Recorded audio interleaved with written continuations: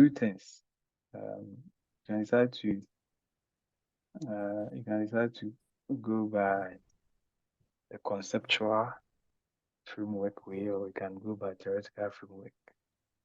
But these two terms are normally used interchangeably because the word, I mean, you hear some people saying conceptual framework, others will also say theoretical framework, or you see them in most of the studies that you come across. They are almost the same, or they are the same. The slight difference between the two is that the reason why I'm saying they are the same is that normally they all lead to one thing, and that is developing a hypothesis. The difference between them is that with respect to the theoretical framework, it is encouraged that you get a theory, an existing theory. You talk about an existing theory, or you develop whatever you want to develop, especially with this hypothesis from an existing theory. Okay, so let's take a very popular theory that we know, like the theory of planned behavior. Yeah. It's very popular. So if I want to undertake a study, it could be any topic, it could be anything. I can develop my study around this theory. This theory is not new. You are not the person who's going to develop it. That's, people have developed this theory and it has been in the literature for so many years. So you can base your work on this theory of planned behavior. And if you develop this theory, and out of this theory, you are able to get whatever you want to achieve. And when I say whatever you want to achieve, I mean by getting what we call a hypothesis. We'll come to the hypothesis very soon. And then we can call this as a theoretical framework. Or we can say that you are developing your work out of theory. Or we can say that you are doing your analysis out of theory. So that's it. And then you can also develop it from the point of a conceptual framework. Normally, the conceptual framework is developed from a normal literature review. You do a lot of literature review, and out of the literature review, you come to a conclusion, or you develop your hypothesis from the literature review. Okay, you develop your hypothesis from the literature review. And by doing that, you can put it there, you can say, but normally we call that as a conceptual framework. So that's the slight difference. But in most cases, or in many papers I have read, you see that these two terms are used interchangeably. Some will say conceptual framework, or and others also say theoretical framework, and you see that they are the same. But there are also clear distinction between the two. There is a clear distinction between the two. And even in some cases, there are differences which scholars have put out there. So let's look at just an example. So I'm going to just Google this.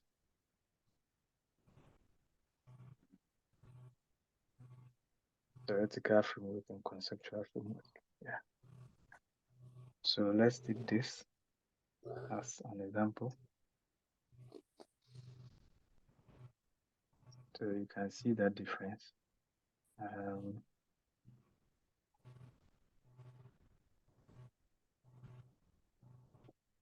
So for example, the theoretical framework in this context says that the theoretical framework provides a general, broader set of ideas within which a study belongs. And this is as within a theory, an existing theory.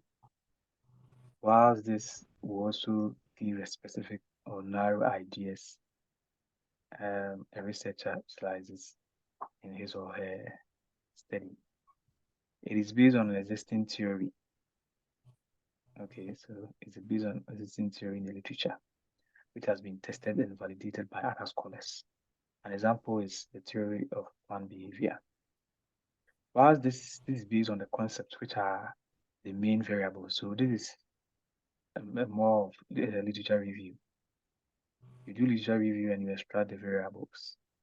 And based on the explanation of the variables, you conclude on a hypothesis, or you come up with a hypothesis.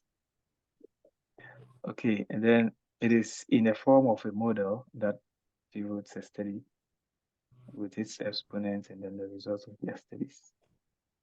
And so forth and so forth. Like other examples have also been given as to the differences between the two. If you also check this, they are saying theoretical framework is broader, conceptual framework is narrower. Theoretical framework is general, whilst conceptual framework is specific. Theoretical framework is derived from theories that already exist.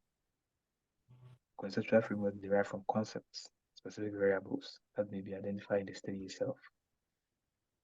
It provides a basic foundation for a research study, while this provides a structure, a paradigm for a research analysis.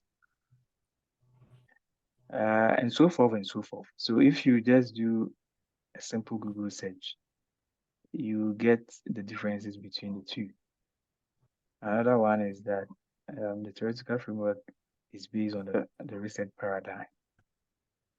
And then another person also says that conceptual framework is developed from the basis of acceptable and logical findings. Logical and acceptable findings here, they are talking about literature, like what some scholars, a study that some scholars have conducted and then their conclusions. Theoretical framework is often used in quantitative researches. And then the conceptual framework is commonly seen in qualitative research. Okay, so these are some of them. And also, that's the thing as we saw. It's a conceptual framework. It's it's based on concepts, and then also is also based on ideas of what people have concluded based on their investigations. But normally with the theoretical framework, it's something that in general the scholars have agreed on, that this is how things are supposed to be done. Like the theory of the theory of planned behavior. Okay. So yeah, these are some of the things that you see in terms of trying to look at the differences between the two. But I've seen so many studies where these two terms are used interchangeably. Okay, so let me go by the theoretical framework approach so that we don't make any so that nobody will question us as to why, because there's a school of thought that questions studies that develop conceptual frameworks into hypothesis and all that. They are strongly against that. Yeah, to some or most scholars, you have to develop it from the theoretical framework point of view.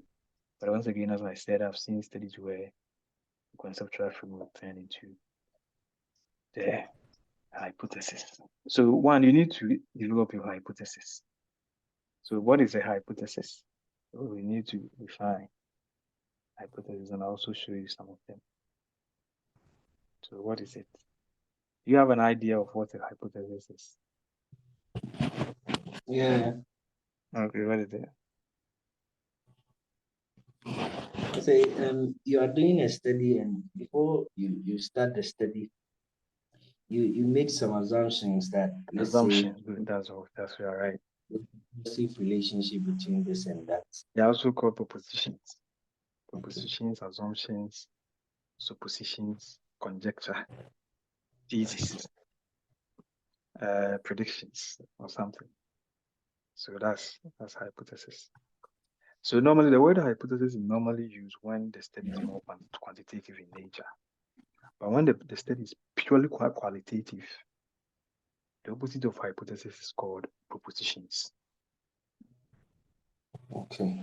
So when the study is purely qualitative, and you also want to make such assumptions and all that, we call them propositions. We don't say hypothesis.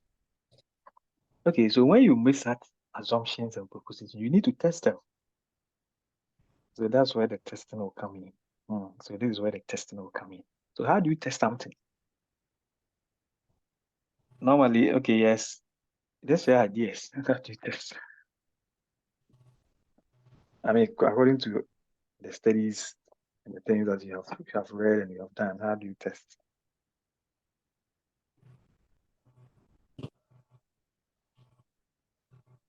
Any idea? Any idea on how we test the hypothesis? Yeah. So how do you go about testing the hypothesis?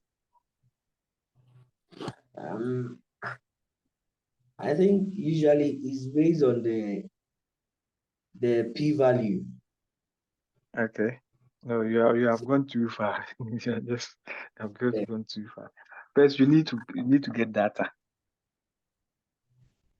And then you even have to understand the kind of testing that you want to conduct.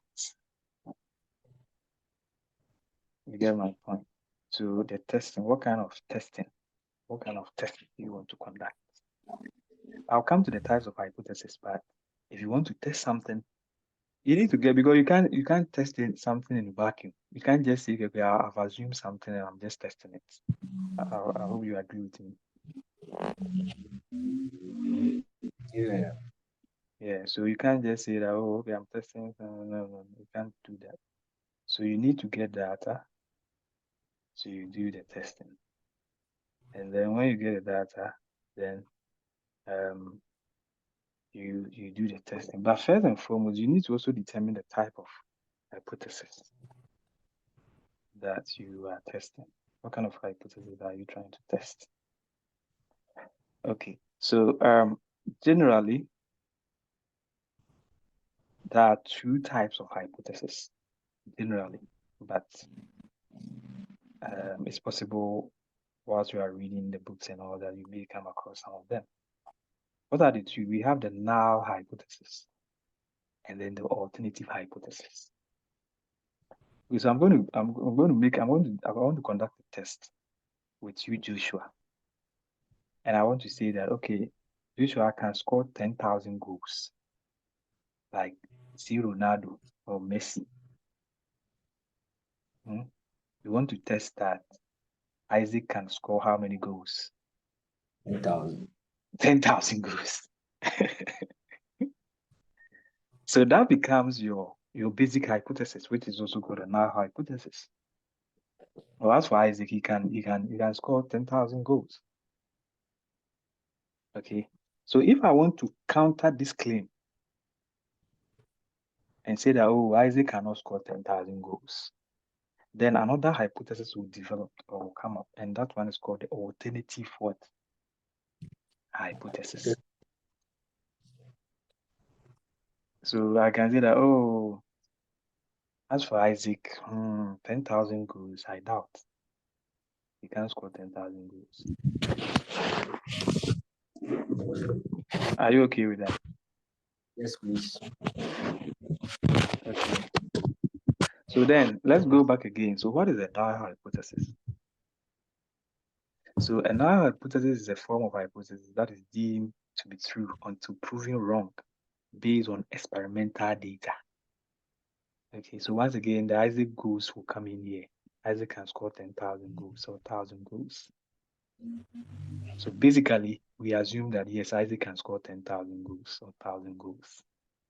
That's what we are saying. And we agree that Isaac can do that. Okay. Let me see. Is there any other? Yeah. Okay.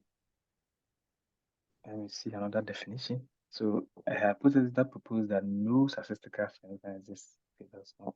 I just want something basic. Then this is more better. This is far better. Yeah, this one.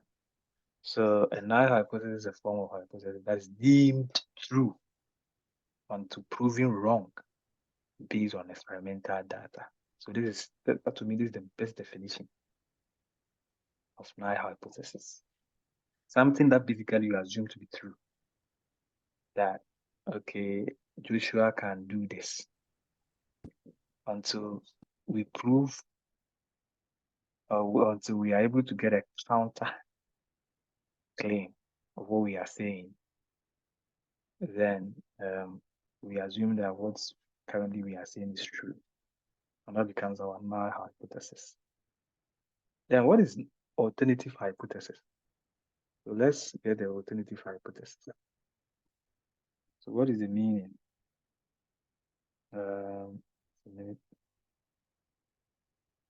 So the alternative hypothesis is the opposing theory to the null hypothesis.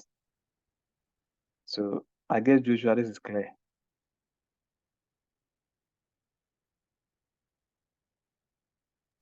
Yes, please, sir. Yeah.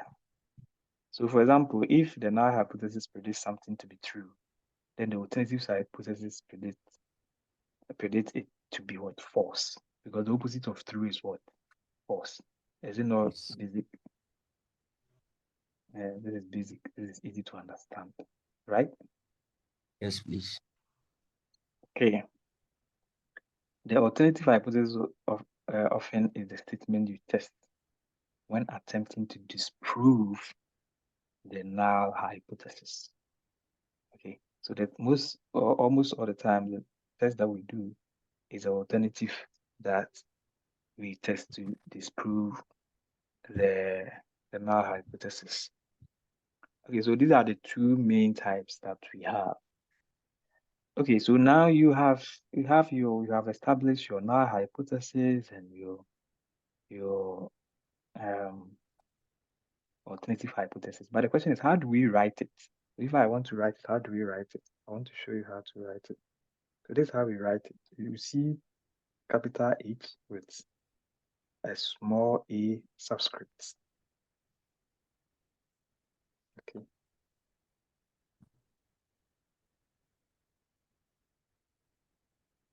Okay, so this is alternative.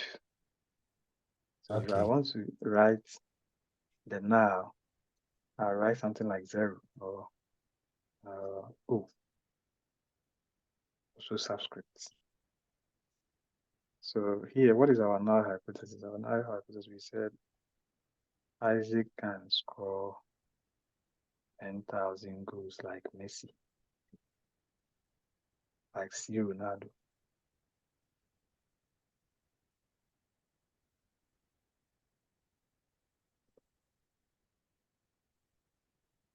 Ronaldo. That's what we are saying. No? Is it true?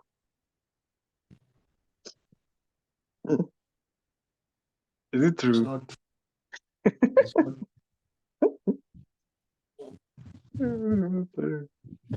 So it's just a claim. That's something that you are assuming. So to counter this claim, we need to come up with an alternative hypothesis.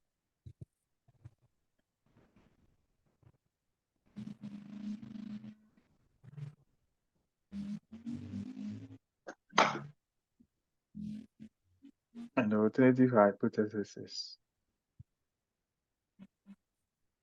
Isaac cannot score 1,000 goals like 0 Cristiano Ronaldo.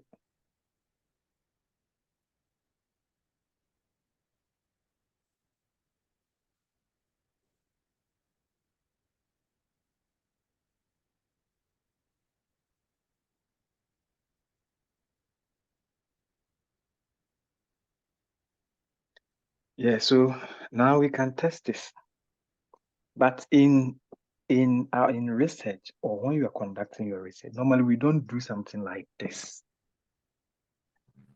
Almost all the time, what we do is that we just establish the hypothesis. So we normally give them 1, 2, 3, 4, 5. Now let's go back to the variables that we use. Okay. The variables that we use for the circular economy paper.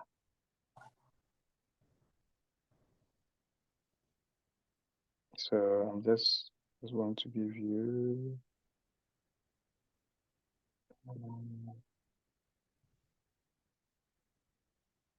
Okay, so this is the method, right? Methodology, right? Yeah. Just give me a minute.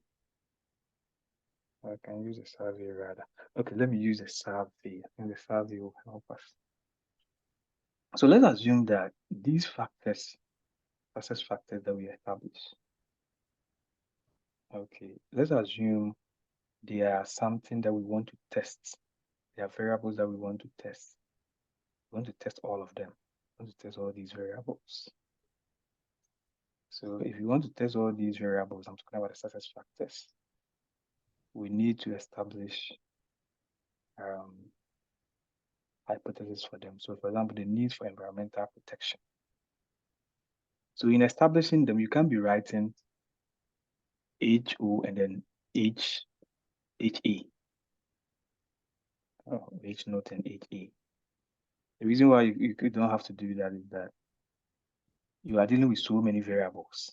Here we are not dealing with only one or two variables. Okay, so what you can do is that you can give them the hypothesis numbers. So this would be H1 or HA1 or just H1. And then you can give this one H2, H3, H4, H5, because you are testing many variables. It's not like you are testing one or two, where you have to bring the HA and then the H naught. Is that okay? And when you do that, Yes. you have still established your hypothesis. But the question is that how do you even get to the point where you establish these things? So two things, as I mentioned, either you already have a theory which you are going to explain to support these variables, or out of that you get these variables, or you have literature which you are using to support your work. So I want to go to, I want to use one paper. I want to use one paper, and I'll show you SEM. I can use my own, but almost all my papers are under review, so I always prefer not to show them. I prefer the ones which have been published and they are online. The papers which are under review, and people can just copy them and then just go in. Yeah. Okay, so I'm going to just show you the literature review part. It's only the literature review part I'm interested in. So I'm going to take it. So this is his theoretical and conceptual background. Okay, so that he talked about the theories and then he mentioned the specific theories which are underlying this study. And the theories are the institutional theory, resource-based theory, then the agency theory. So out of these three theories, he went ahead to talk about the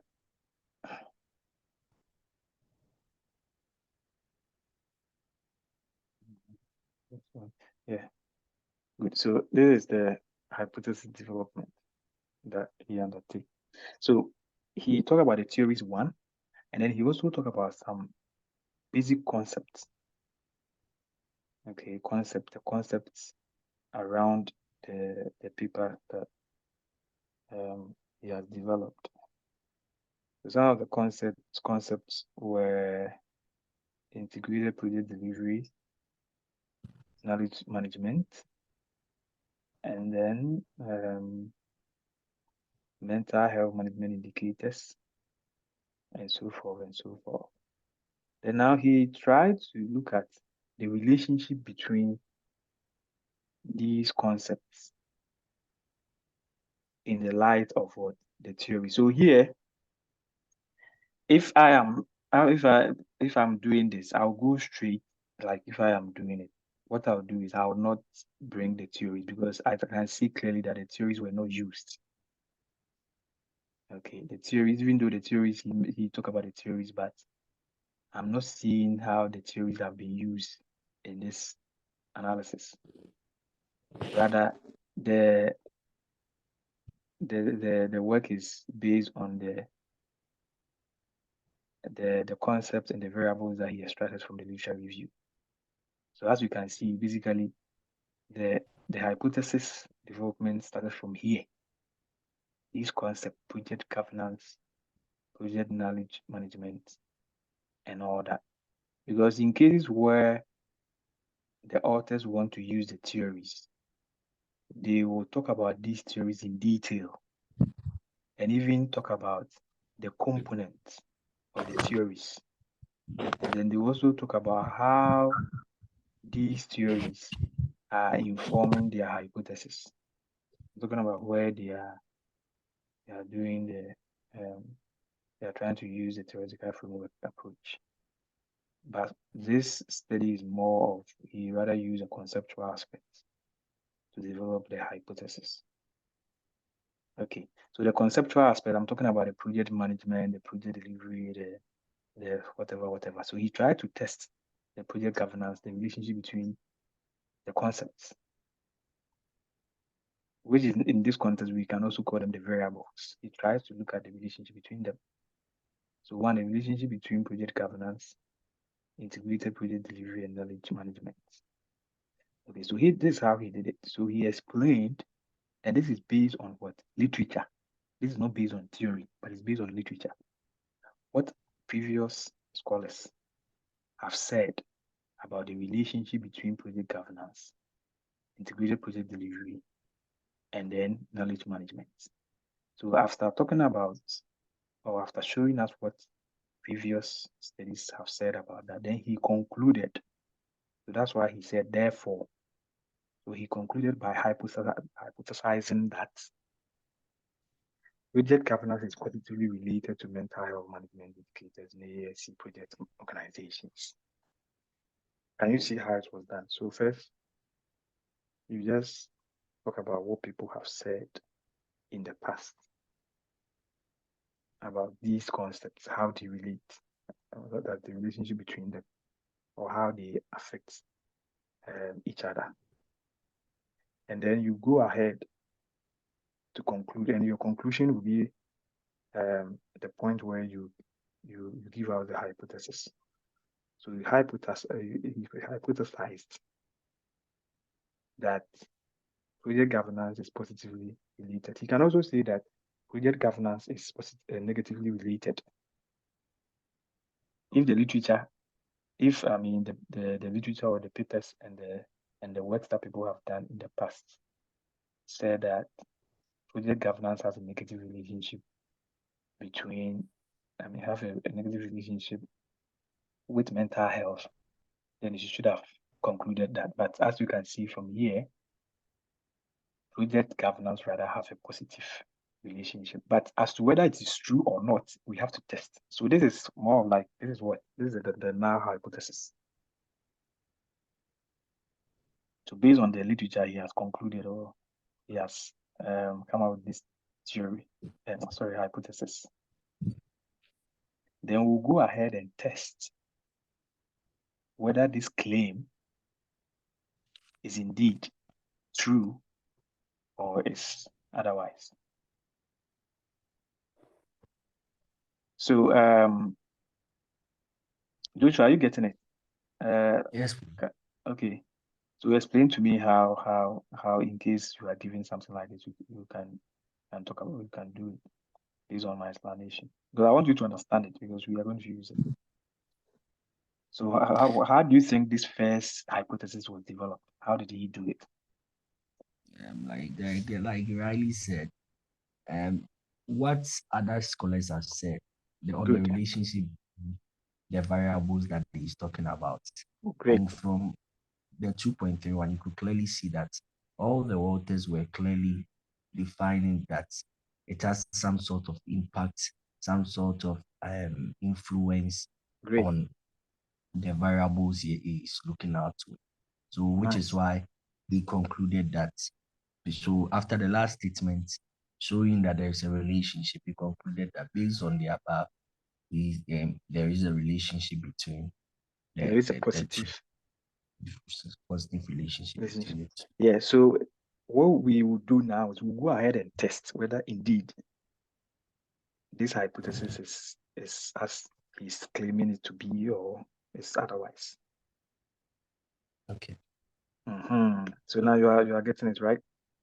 Good. Yes, Let's please. take the second one. So as you can see, he wrote H1. Okay, and also going to say this should be the H not with the now, then H not should be opposite, because if he's saying project governance is positively, then the opposite should be what? Negative, right? Yeah. Yeah, so we'll go and test, and then we'll see whether it's negative or positive. Then we'll establish that. Then he also took the second one. The second one, he also talked about a certain relationship between the variables, and then he concluded that what project governance also has a positive relationship with integrated project delivery. So this is also positive. So that's, you see, A2. Then A32 is also positive. So what this is trying to tell us is that all the three variables that he worked on from literature, it seems the existing literature, existing scholars, existing researchers, they are telling us that there is a positive relationship between all the three variables. And that's what he has hypothesized here, all the three. So I think it's clear now, right? You understand it? Yes. Then he also decided to look at the relationship between knowledge management and mental health indicators. Once again, he looked at literature. Yeah. So as I said, get this thing very well. So you can develop your hypothesis from literature, or you can develop your hypothesis purely from existing theory or from a particular or specific theory. That's why I mentioned that, yeah, it's good he brought, that's fantastic. He did a fantastic job by bringing the theories. But in some papers and some works I've read, and even in my own papers I've written, when you bring the theories, you need to go deeper. Because if you mention agency theory, you need to go deeper and look at the components, the elements of agency theory. And then you look at how these elements within the agency theory can affect whatever you are trying to achieve. So he didn't go the theory way, he decided to go the literature way. And both of them are acceptable, as I explained to you from the beginning. So please, are you getting it? So in case you go and read the paper and you see that, it seems like they developed the thing from theory. They didn't really develop the thing from the literature. Then, and when I say literature, I mean theory is also literature. I mean, theory, but I'm talking about an established, agreed, well-known, acceptable theory. That's what I'm talking about. Not Okay. just papers that people have written, but I'm talking about a well-known theory, like agency theory, the theory of planned behavior, something like that. Yeah. Okay. So he decided to do the second one, and the second one, so he decided to look at the relationship between knowledge management and mental health management indicators. And it seems the relationship, he also established that there is a positive relationship between them. And then also he looked at integrated project delivery and mental health management indicators, the same. Then also he decided to also look at project management skills and mental health management, the same. Okay, so he was able to establish how many relationships? 6. And that means he has to test 6 relationships, or he has 6 hypotheses to test. He has to do 6 hypothesis testing. And you can put all these things together in a form of a nice diagram. I'm going to show you the diagram. This is the diagram. So maybe when you start reading, you see something like this. So this is what you see They say, hey, what is this? Some people are confused. They're like, what is this? Hey, it's not any idea it will be. It's not anything. It's not anything. It's just some basic stuff. It's just, it's not that difficult. Okay. Uh, so at least now you understand what I'm talking about. So the H1, for example, that's where he's trying to look at the relationship between project governance and mental health. And the H2 is telling you the hypothesis between the project governance and this. So what he has to do is that when we are running the hypothesis, uh, either in SEM or AMOS, we have to put the framework like this and then run and get the results. Okay, we'll come there very soon, but I just wanted to show you. So this is what you have to develop. And all these things form part of the literature review. So for you to do a very good STEM, structural equation modeling, you need to have a very good grasp of the literature review. So once again, Joshua, you see why literature review is important, and you need to know how to do literature review. Good.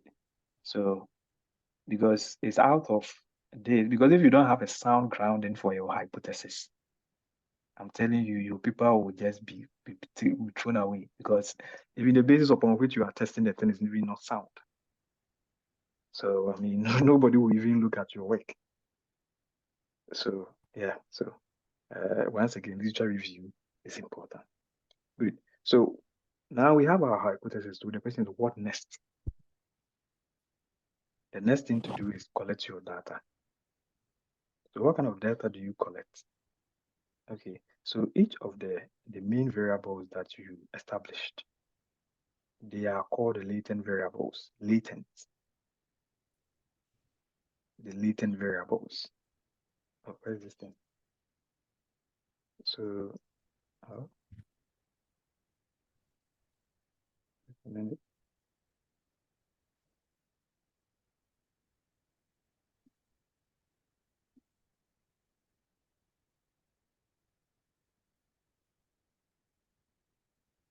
They are called what?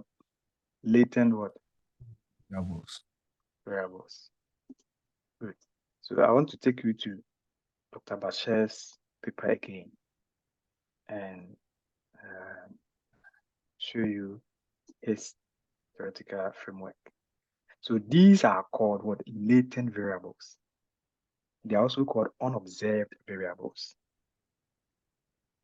Okay, so we are going to, I want to explain them to you because at this point, you need to get variables and also collect that data on them, just like what we did.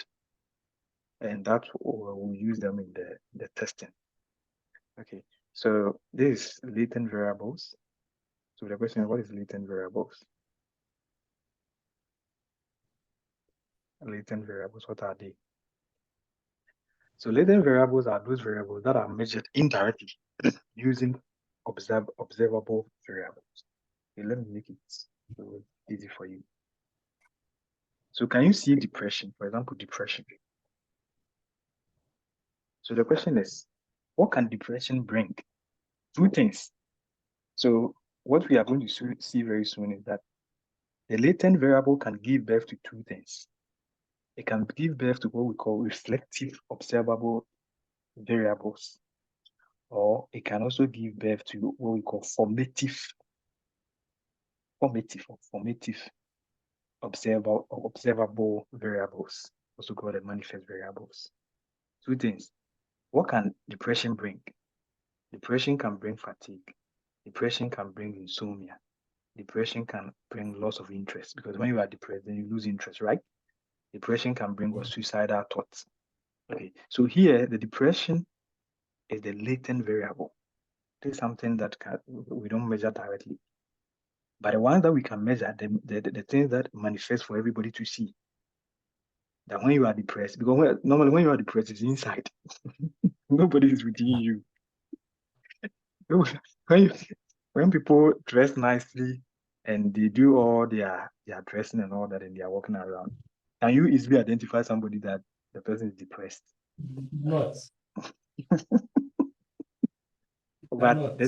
the things that the person will do, the things that will come out of the person are the things that will help you to know that the person is depressed, right? So things like Yes.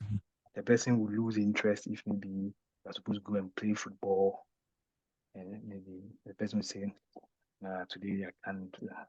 And if maybe you have some food game together, and you tell the person to come and eat, the person will say, I can eat. Sama bow. Asmabo, the person has lost appetite. The person has lost appetite. Yeah, so these things are reflective. Reflective means they are the things, reflecting what is going on, like within the person. Okay, so they are called reflective or manifest or observable. Observable means things that we can observe, we can see. We can all testify that, oh, the person is this, he cannot eat, he did that and that and that. Okay, so the latent variables give birth to what we call observable variables or manifest variables. But the observable variables or um, manifest variables, that we have two types. We have the reflective, as I mentioned, and then we also have the one called formative. Formative means the ones that cause the thing. Okay, so if you are looking at it from formative point of view, the arrows will not point to this side, but rather the arrows will be pointing to depression. So what are some Okay. of the things that cause depression? And that would be the question. Well, if you don't have money, you can be Yeah. depressed. Loss of a loved one. The loss of a loved one, that's a good point. And then what again? If you fail your exams. Yes. Yeah. So these things will come together to bring depression. And at that point, these observable things that we see, we call them the the formative. Formative. They formative variables. So now you get a difference between the variables. So we have two main types of variables. We have the latent variable, the ones that we cannot measure directly, and then we have the ones that we can measure directly. The ones that we can measure directly are called the manifest observable manifest variables. And then the ones that we can measure, or even if we can measure them indirectly, they are called the latent variables. Other books also call them the constructs. If you see the word constructs, it's the same as the latent variable. And you also see unobservable variables, they are also the same. Okay. Okay, good. So that's it. So let's come here. Let me go back to the paper. So here, these round things that you see, they are called the latent variables. Because we have latent variables, we must have their what? Their observable or manifest variables. So for example, project governance, the question is what and what come together to give us project governance? Or what will show that you are having good project governance? What are some of them? Maybe one, you give annual reports, you respect people. What again? Mm. The structures and the systems are working. Meet the Uh, objectives of the yeah, projects. the objectives, you have objectives where you are heading towards. So these things will come together. So these things that we have mentioned, they will be the observable or manifest variables of project governance. And when you go to another latent variable, which is mental health management indicators, we can also get the manifest variables. So what are some of the mental health management indicators? What are some of the things that will show that you are really doing mental health? Well, I mentioned that Your maybe satisfaction. is that Yeah, the person's satisfaction. the person's satisfaction and the rest. So in a nutshell, let me go back. Let me go down there. I think he summarized everything in a table form. I think he did, because when I read the paper, I think I saw something like that, if I'm not wrong. He decided to put the variables together. I think he did that. Just give me a minute. Yeah, so yeah, he did that in the survey or the questionnaire. So let's look at it. So we'll see them. And that's how you are supposed to structure your survey. So if you take something like project governance, good. Look at project governance. So these are the questions that he asks under project governance. And these questions or these statements, they form the manifest or the observable variables of the project governance. So what are some of the questions that he asked or the statement that he made? There is monitoring and control of project governance. Then project management competencies are available, development and implementation of standard project, blah, blah, blah, all these statements. So he gave these statements out there to participants or experts. And these experts either agree or disagreed with him using the Likert scale. Okay. And these things that he responded, they become your data that you use to run your work. So I'm going to show you some because I've run a number of them, and I just don't want us to be, I don't want to be talking plenty. So I've run some of them already, okay? So I'm just going to show them to you today. Another day, maybe I may start from the scrap by taking you through one by one. But for today, I have some of them already, so I'll just show them to you. So as you can see on the screen, can you see my screen? Joshua, can you see my screen? Yes, please. Okay. Okay. Uh,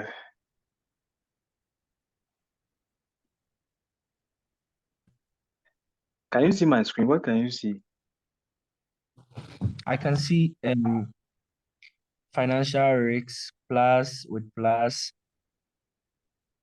I can see critical success factors Mm, all connected with yeah. positives.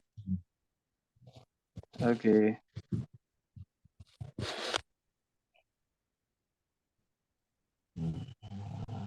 And this, what do you call these things? Or what name are you going to give to them?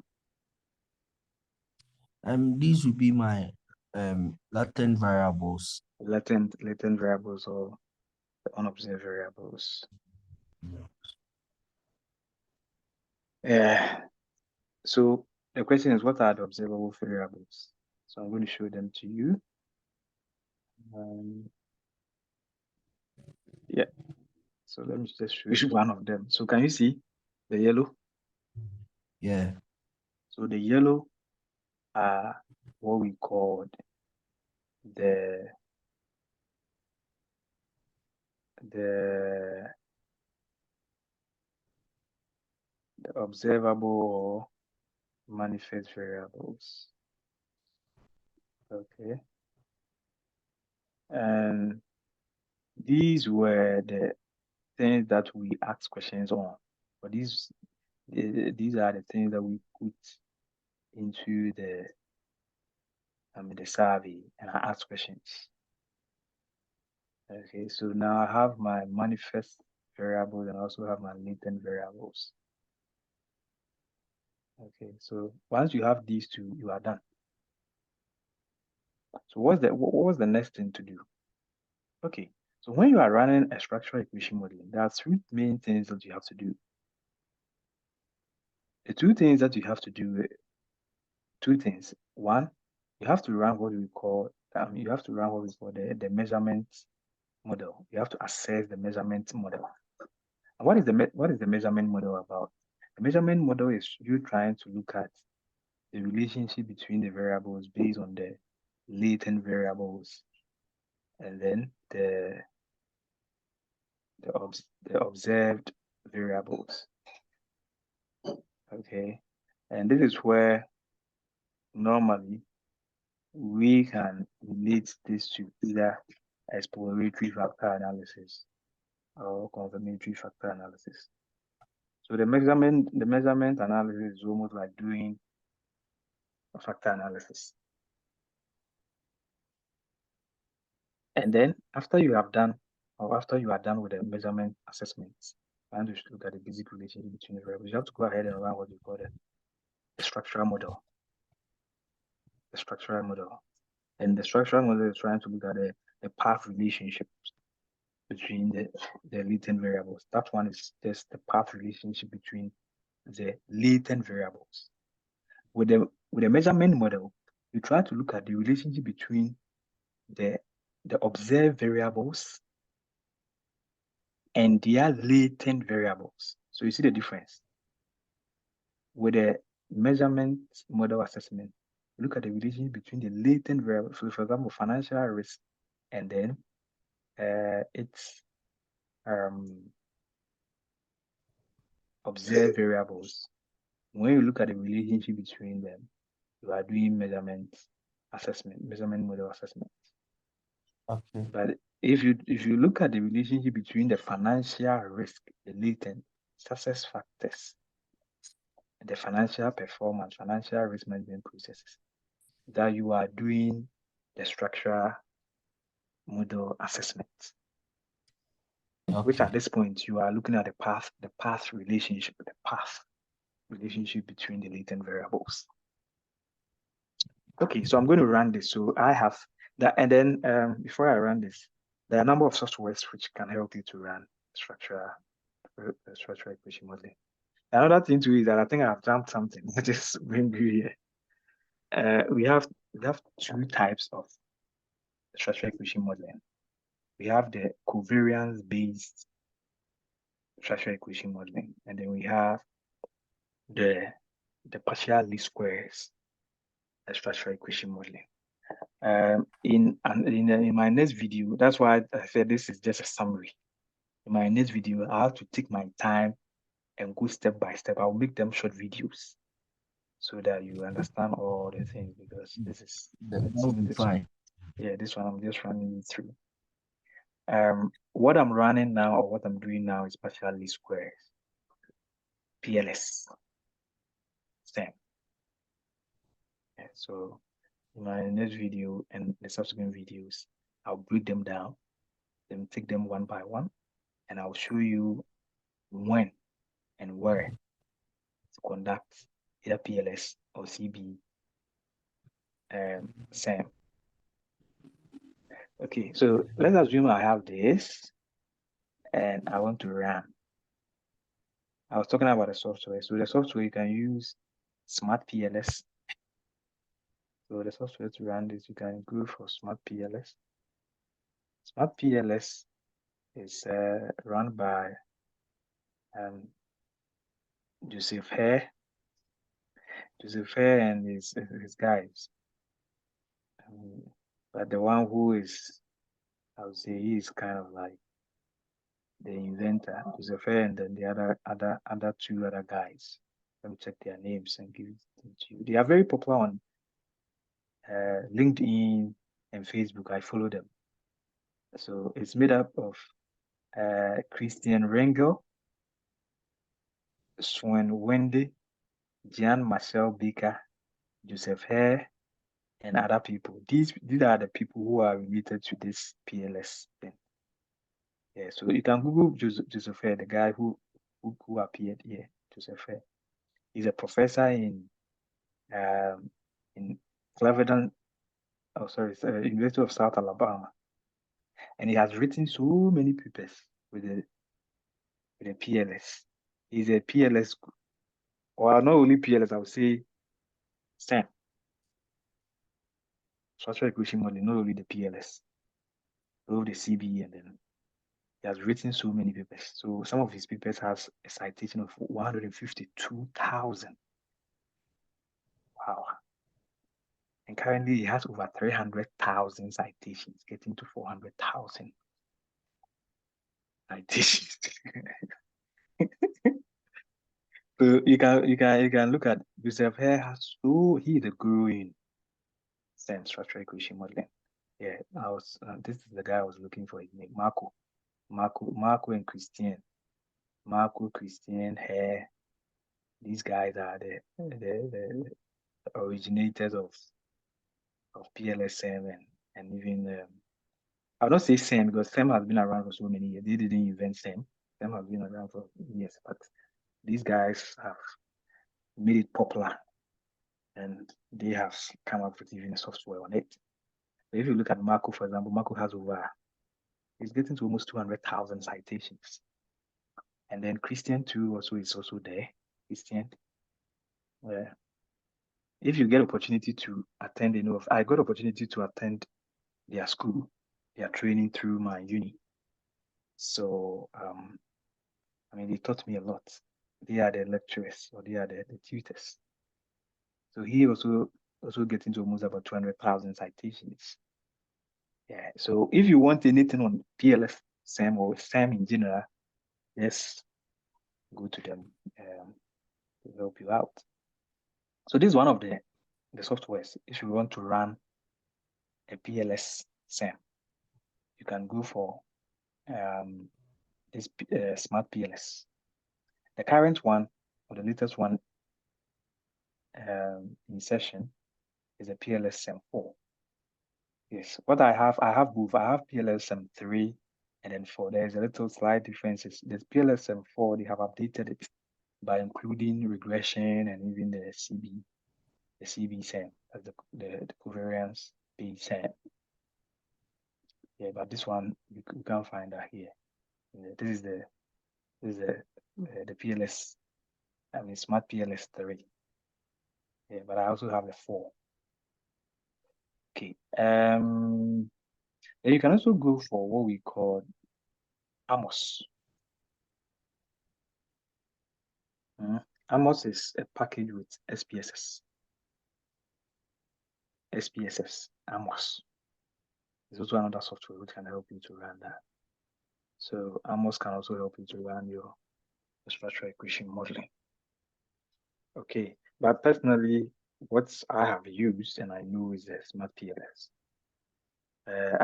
My school granted me the offer to use the Amos, but honestly, I've not used it before, so I don't have much idea. But at least from what I've heard from people who have been using, some complain about it being complicated and being some way. But if you have access to this one is easy to work with. This one is easy. This one is just like Starter. If you have used Starter before, Stata or Starter, we call it. Comparatively, if you are using Stata and SPSS, I would say Stata is easier to use in terms of even the data. So if you're working on the data and all that, it's also comparatively easier to use. Stata is comparatively easier to use if you are working with eViews, R, and MATLAB and all that. The Starter is easier, kind of. Okay, so I have this. So what do I do next? So what I have to do is I have to run. Let's assume these are the things I have established. I'll just run my PLS and then see how the relationship look like. So I've run it. So these are the relationships I'm getting. And then with respect to so this is what I've run using the PLS algorithm is the measurement assessment. Trying to look at the relationship between the variables, which is the manifest variables and the latent variables. So as you can see, some of the variables should be retained, some of them should be taken out.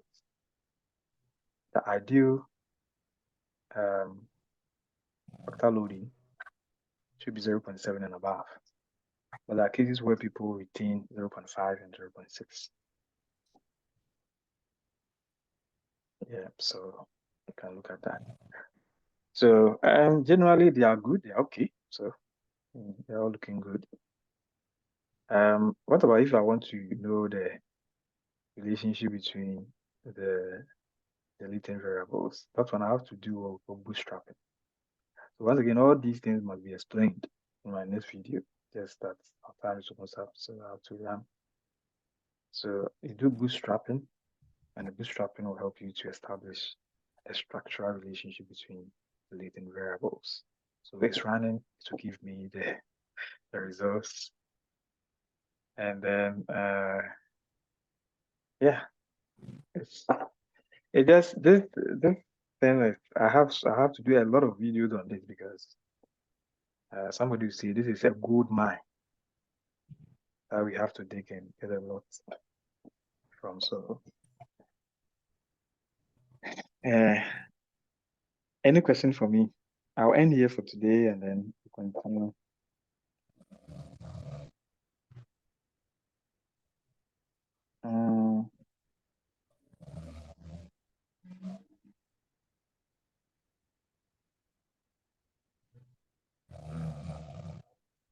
Hello?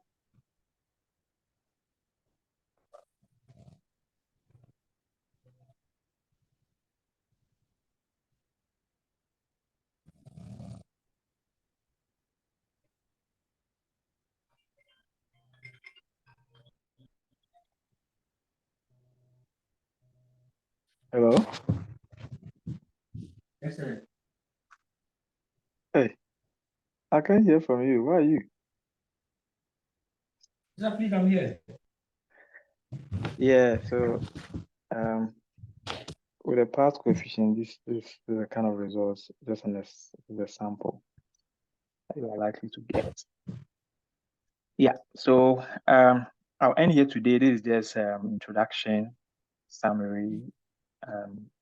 Hopefully, in my next video, I'll have to take you through them step by step.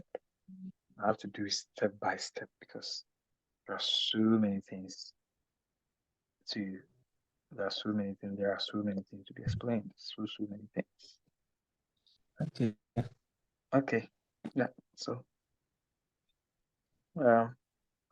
if you don't have any question, we can end here. Then we meet This again. is an email. Can you come together on Monday? Is that Monday morning? Is that? I said okay, Monday morning. Okay. I was saying that this week I received an email saying that you submitted a paper. I think that review paper. Yeah. Yeah, that's you're right. Yeah. Okay. Well, yeah, that's it. Yeah. But I'm working on the empirical. I'm working on it to submit as well. Okay. Okay. Then please take care and all the best. Thank you.